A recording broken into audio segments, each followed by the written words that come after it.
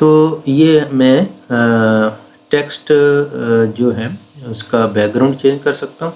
अब मुझे अगर चेंज करना है, बैकग्राउंड ख़त्म करना है, तो जिसका मैंने करना है उसको मैं सिलेक्ट कर लेता हूँ।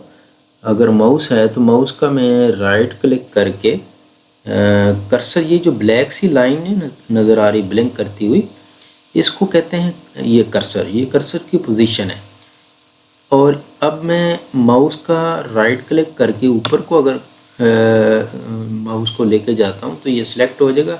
अगर लैपटॉप पे हैं तो वहाँ पे अगर आप फिंगर टच पैड पे ऊपर को फेरते हैं तो ये मूव करते हैं तो वो टेक्स्ट ऊपर को सिलेक्ट होना शुरू हो जाएगा। अगर मैं टच पे माउस को नीचे लाता हूँ तो टेक्स्ट जो है वो नीचे को सिलेक्ट होना शुरू हो जाएगा।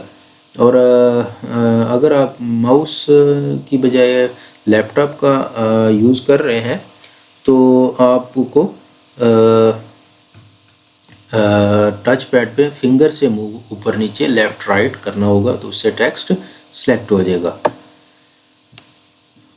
अगर मैंने अब ये बैकग्राउंड मैंने ख़त्म करना है तो ये जो मुझे नज़र आ रहा है ना, ये छोटा सा ए बी, इसका नाम है टेक्स्ट हाईलाइट कलर।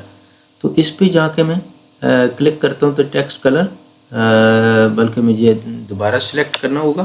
सिलेक्ट करने के बाद मुझे जो है यहाँ से जाके नो कलर करना होगा। तो अब बैकग्राउंड फिनिश हो गया।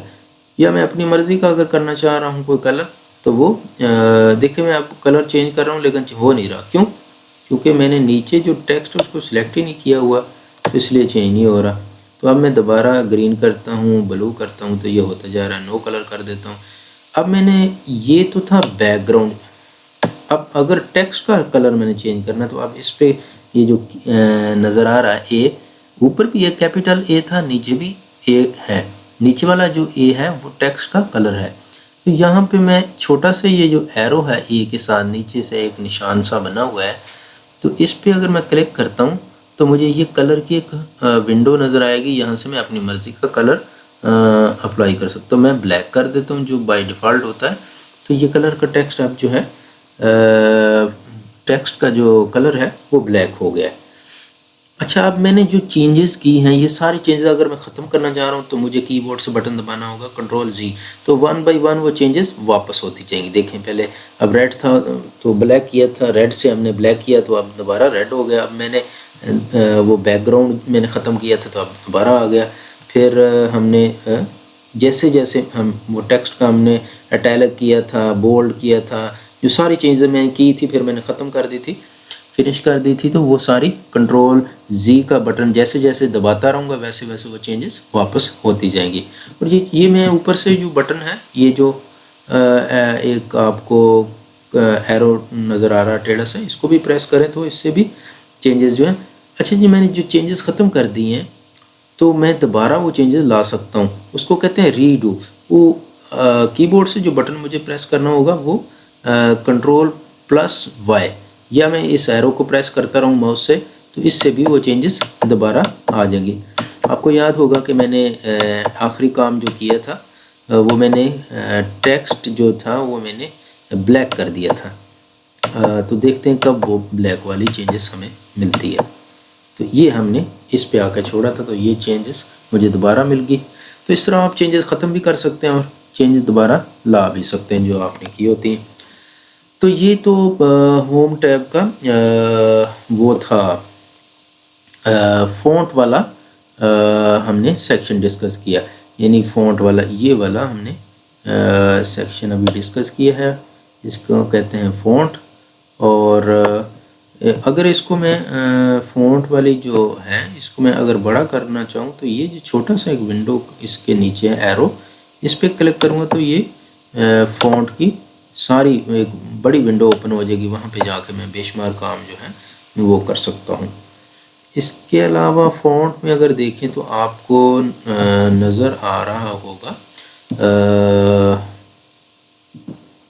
ये जो लिखा हुआ है एक्स का मतलब है कि आप किसी चीज़ की पावर नीचे को इसको कहते हैं सब स्क्रिप्ट कहते हैं। मैं इस पे कर देता हूँ तो ये देखो विच जो मैंने कीवर्ड एक मैंने नीचे से मैंने विच को सिलेक्ट कर लिया और विच पे मैं एक्स की 2 जो है वो अगर लगाता हूँ तो ये छोटा हो जाएगा।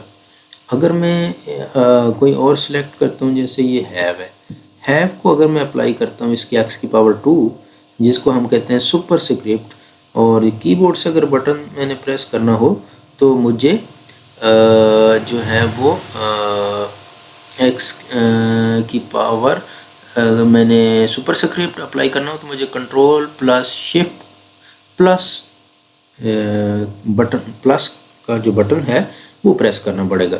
तो अब देखते हैं हैव जो था, ये जो मैंने हैव था, अगर आप गौर करें तो ये हैव जो छोटा सा नज़र आ रहा है, ये एल्गोरिदम की पावर बन गया।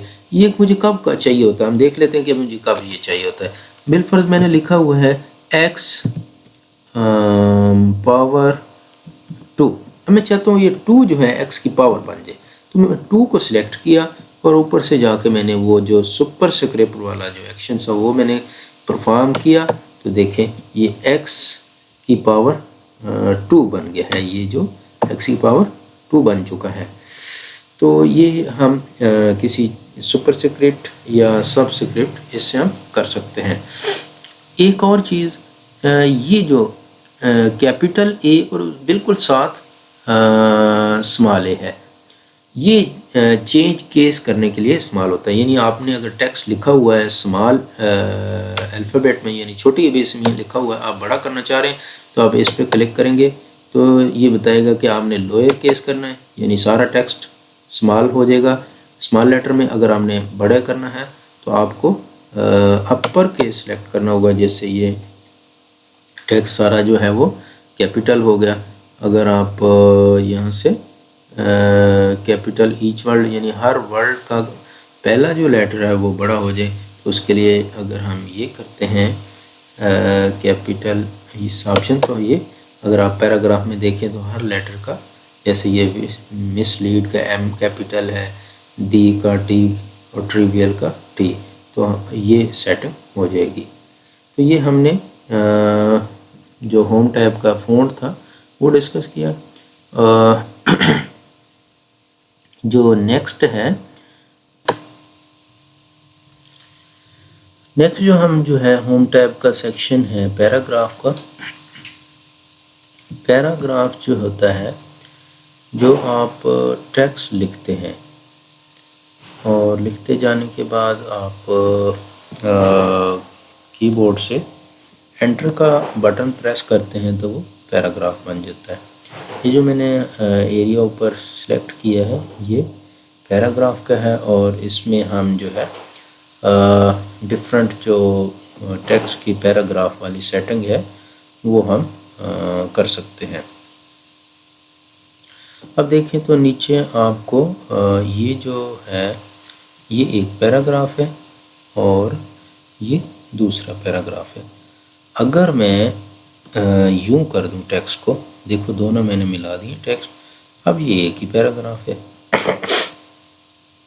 अगर मैं यहाँ पे जाके एंटर का बटन दबाता हूँ तो ये अब नीचे वाला एक पैराग्राफ बन गया है और ये ऊपर वाला पैराग्राफ बन गया है। ज़रूरी नहीं है कि पैराग्राफ में टेक्स्ट हो।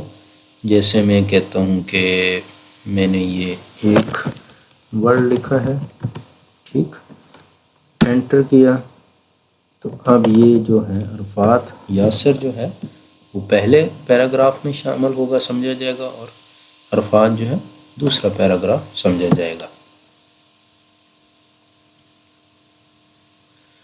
तो ये पैराग्राफ की जो सेटिंग होती है, इसमें हम देखते हैं हम बुलेट बना सकते हैं।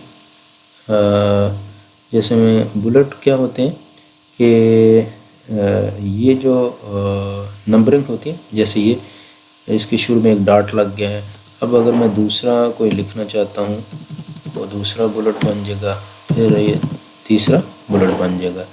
इसके अलावा इनकी मैं अगर स्टाइल चेंज करना चाहता हूँ तो मुझे ऊपर से नंबरिंग 1 2 वाला मैं कर लेता हूँ, तो ये 1 2 शो हो जाएंगे। इसी तरह इनको मैं अगर टेक्स्ट को अलाइनमेंट होती है कि टेक्स्ट जो है वो मैं सेंटर में अगर करना चाहता हूँ कि मेरा जो टेक्स्ट है वो सेंटर में चला जाए, तो मैं ये ऊपर से सेंटर क्लिक करूँगा।